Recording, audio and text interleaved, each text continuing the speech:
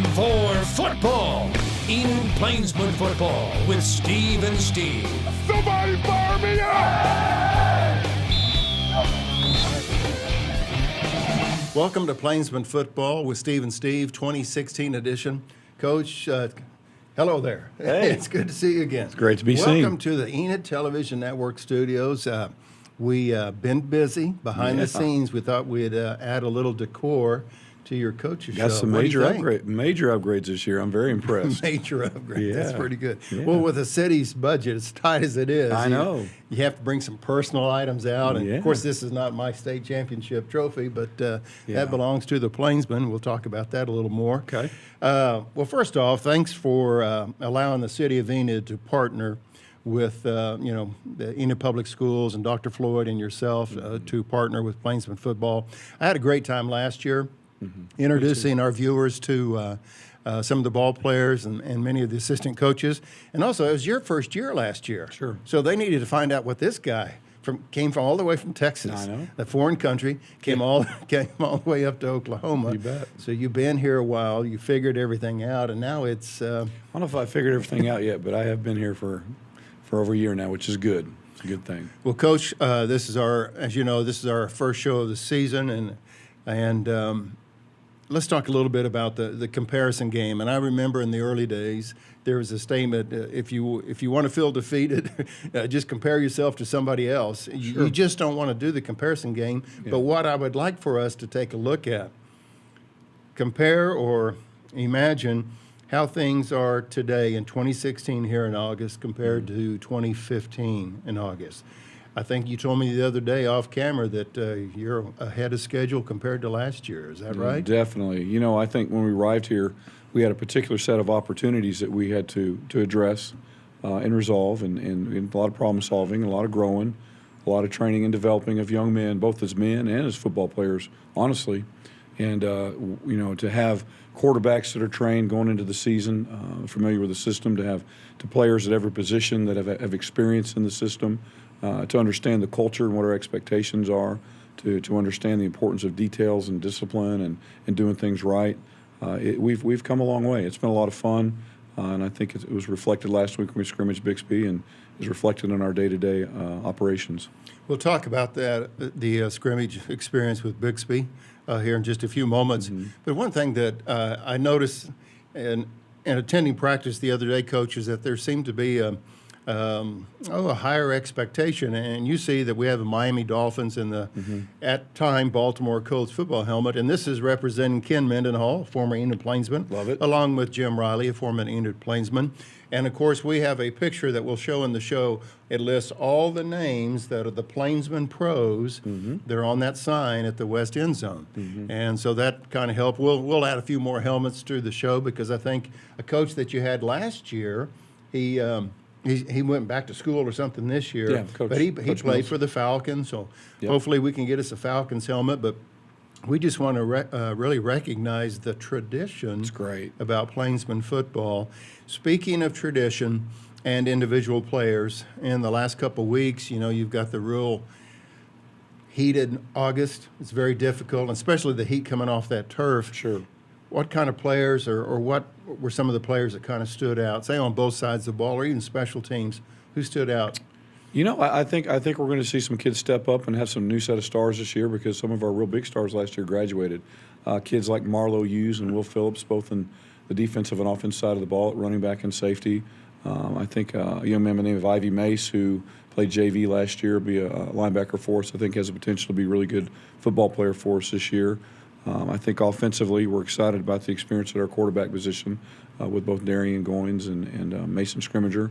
I think Lincoln Sefcik as a receiver has got to be the one that stood above all of them so far as how well he's performed. And, man, he's worked really hard to be a good football player, had a great offseason.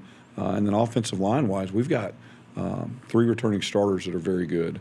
We're really excited about our potential there and think we could have a very good offensive line this year. And it still amazes me how big you can grow these people. I know. No, it's just amazing. incredible. At 6'1" myself, some people say I'm tall, but when I stand on the football field at the stadium next to some of these guys, I'm thinking, Yeah. and he's 17 years old. Sure, you bet. And You I'd bet. like to remind our viewers, Coach, that the Enid Television Network staff kind of work behind the scenes. They've taken pictures of all the ball players, and hopefully we were able to do so by class, sophomore, junior, senior, but also individual pictures. So our intent this year during the coaches show, Pleinsmen Football 2016, is really to introduce you up close and personal. As you recall, we had some players last year that would join us on the set, but we hope to have more photos of these young men and on our show throughout the year. So that's another feature. They had a lot of fun with that at Media Day Saturday. That was great, you guys coming out and doing that. Well, as I shared with you, we're trying to raise this to Monday Night Football level and throw in some pictures. So when that young man runs that punt back for 73 yards, we'll have his photo on the screen so you can see what he looks like. Coach Hayes, one thing that really impressed me last year and just getting introduced to you and meeting you was the emphasis that you placed on character. Football was one thing, but character was right up there.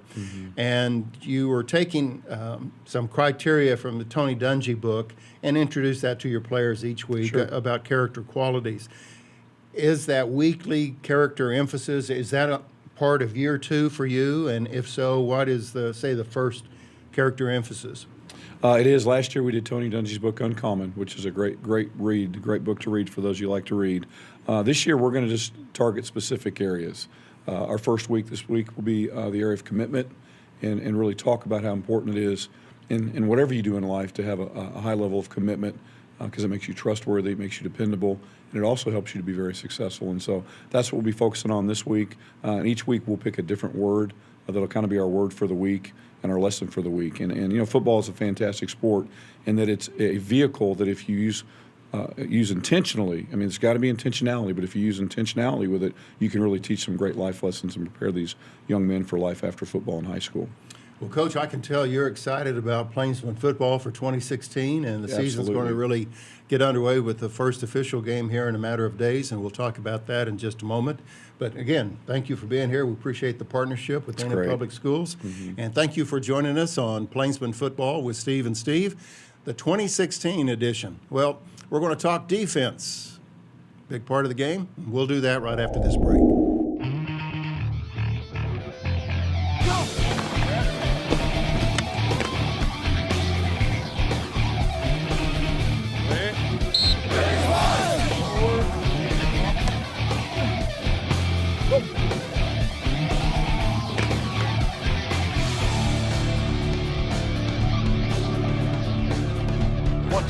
So either you miss the tackle,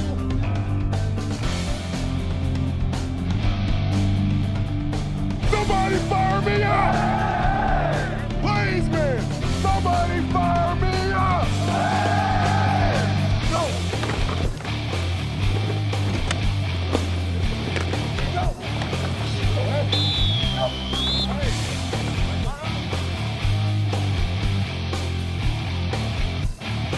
Tackle the one you got to play something.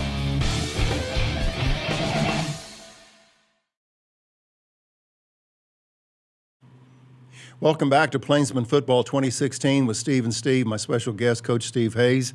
And we opened up our show talking about, golly, another football season is right here. Well, defense, big part of the game, Coach. And I'm glad to see this guy's back.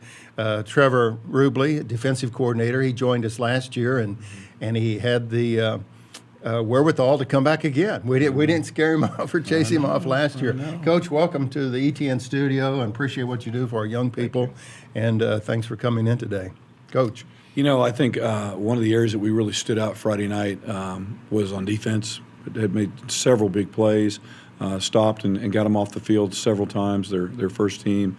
And I think by far our greatest improvement from last season to this season based on our first scrimmage is the defensive side of the ball, and it's to great credit to Trevor and all the work he's done. We're very fortunate to have him.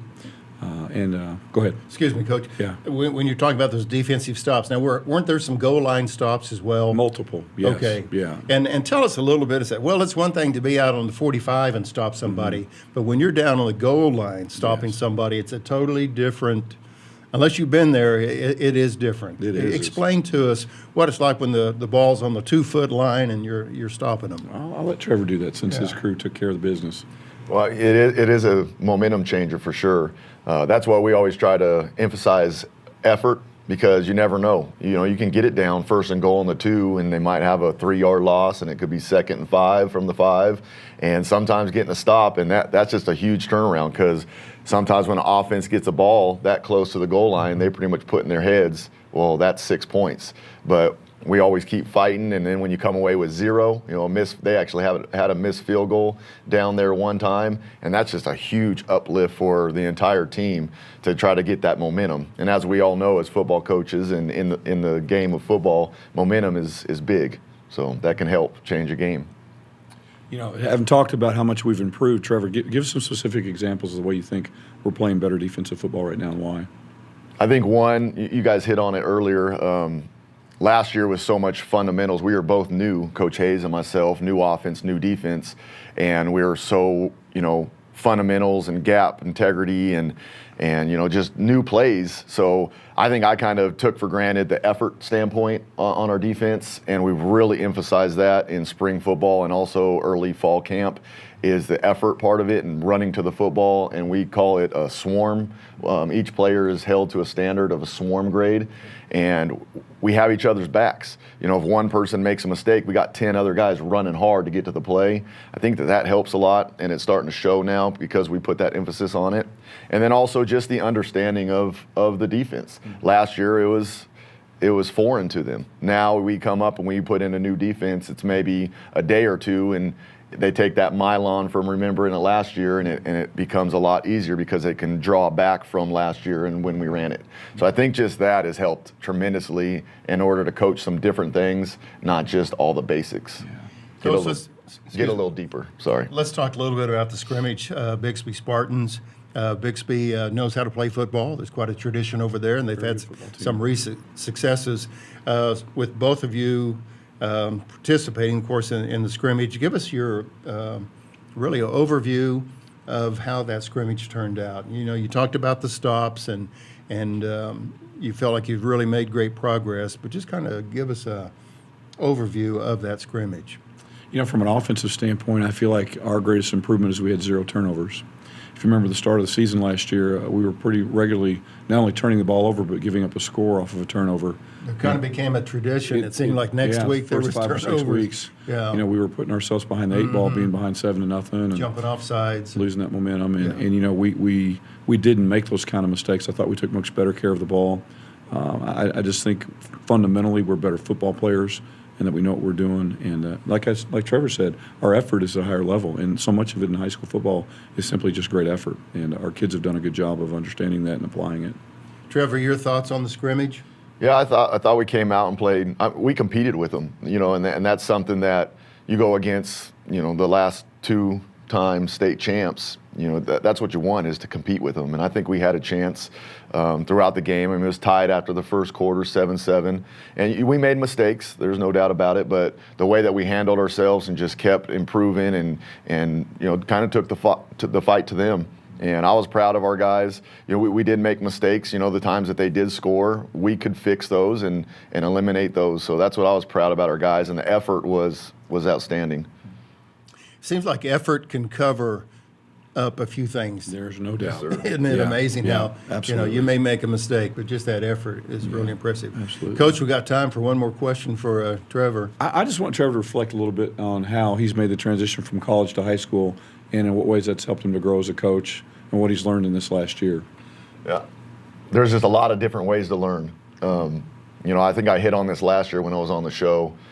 In college, you get to pick your players. You go out and you watch film, and you get guys that kind of know the fundamentals of the game, and then you mold them into the player that you want. At high school, you're getting these kids from junior high and middle school, and they're coming up, and you pretty much have to mold them from the start. I mean, they're a fresh molding, and you have to work with them and understand how people work and how they tick and how they learn. Because I think out of all my linebackers, I think that every single one of them learns differently. Mm-hmm. So it's really made myself grow as a coach to being at the high school level. And I've enjoyed it, and I enjoyed the challenge, and I think our kids are finally starting to see it, and it's becoming a lot more fun. I think this year is going to be a lot more fun than it was last year. I mean, I had fun, but sometimes it was frustrating, and we're here to win, and we want to get back to the winning ways here in Enid. And we all know fun is at different levels. There's fun here, but there can also be some fun. Yeah, I want to have that there. fun. Yeah. Defensive coordinator Trevor Rubley is our special guest on Plainsmen Football 2016 with Steve and Steve. Coach, keep up the good work. Thanks for stopping by today. Appreciate you. And we'll be cheering for you, rooting for you. So thanks. And thanks for staying with us on our Coaches Show for 2016. We'll have more with Coach Steve Hayes right after this short timeout.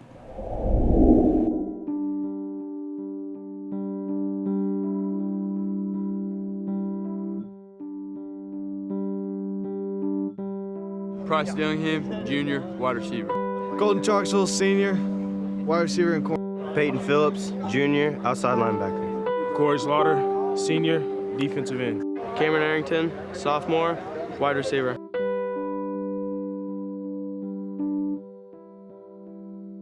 Welcome to Plainsmen Football 2016 with Steve and Steve. My special guest, Coach Steve Hayes. And Coach, let's talk a little bit more about the scrimmage last week with Bixby. Tell us a little bit more of the highlight reel.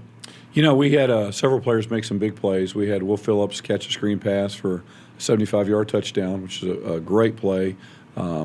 Bixby had just scored in the very next play. I love that we responded and answered and tied it back up. Marlowe Hughes and Cross Bay both had really nice interceptions and returns. Probably each had a 40-yard return on both their interceptions, which were very impressive.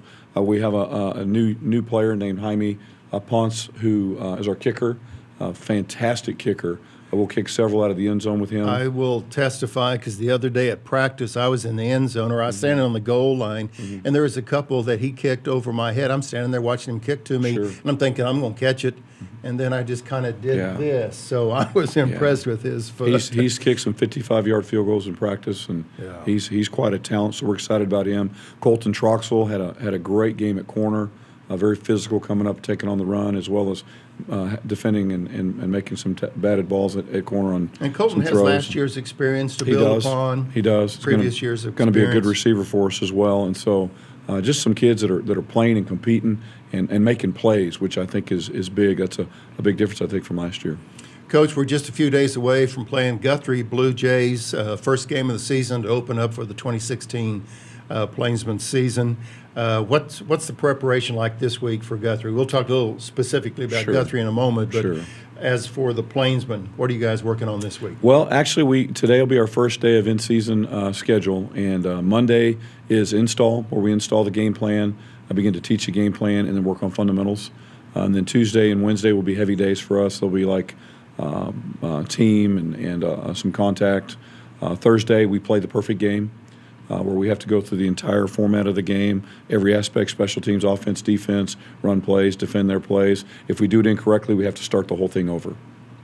And so, you know, traditionally, your first time doing that, you end up going through that about 3 or 4 times. It ends up being a little bit longer practice. Sounds like you have high expectations. We do. We want to play the perfect game. And then, you know, Friday will be game day, and that'll be a lot of fun. You know, Coach, growing up in Oklahoma, I'm familiar with a lot of the schools across the state, and especially Guthrie, because as a young person for me, even way back in the olden days when I played ball, we would play football or scrimmage against the Guthrie Blue Jays. But recently, they've had a lot of success. According to my notes, they've won state in 5A in 2002 and 7, 2011, also 2013 state champs. So, with your first game with Guthrie, what do you expect from the Blue Jays, or do you have any hint at all what to expect? I really do. Watching the video of them, I think some things really stand out, and that they play very hard. Their kids give a tremendous effort when that ball is snapped. You can tell they take a lot of pride in their effort and the way that they play. They're well coached, and they're very athletic. I mean, they're going to be a good football team. We have our work cut out for us this Friday. And they're very well coached. I'm becoming familiar with the fact that this is probably another one of Enid's rivals. It's kind of a rivalry game. I know that they didn't play the last 2 years, but traditionally it's been a rivalry game. And already in interacting with their coaches and in interacting with kids and stuff like that, there is that sense that we're starting off the season with a rivalry game, which is a lot of fun. I mean, that makes it a fun deal. And you'll be playing the ball game in an old WPA stadium. Works project, you bet. And it takes me back to when those days when we'd go back to that old that old stadium, but there's so much tradition and pretty cool. Playing, yes, very cool to play a ball game there. It is. Coach, as you know, you've got to preview the new Coach's Show introduction and the closing to our show. We've got new music, we've got new highlights. And one of the statements that was in the video was "finish the fight." And we captured that on video. And you had kind of a group meeting, a team meeting, and all the players said "finish the fight." Explain to us, what do you mean by this statement? Well, what we do in the spring during spring football, and we actually did this, we went and visited Oklahoma State, visited the university, did a college tour with the kids. And in part of that day, we met as a team and we picked our theme for the year. And the kids chose "Finish the Fight." We also review the MDOL theme, which is our acronym for integrity and mental toughness and discipline, accountability, and loving one another. And so we really kind of install our core values. And the kids decided that this year, this is what they wanted to hear over and over again. That's what their mantra was going to be, and that we're going to go into a game and we're going to play the game to the very end, and we're going to leave everything on the field. And so, as a coach, I love it. It's easy to coach, easy to emphasize. And I love it that that's important to our players.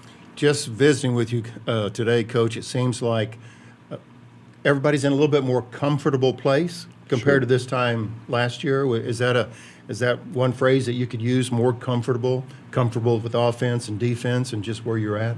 There's no doubt. I think that's exactly right. I think now people only identify with our way of doing things, and the mentality and mindset is all aligned with that. And we're going to see tremendous improvement again this year. We've got a ways to go. We've come a long way. We've got a ways to go. We're still young in a lot of ways, but I love our attitude, our effort. It makes me know and have a lot of confidence that we'll make those improvements, that we have to make them, but it's going to happen. You're watching Pleinsmen Football with Steve and Steve, and we'll have more or our final thoughts with Coach Steve Hayes right after this.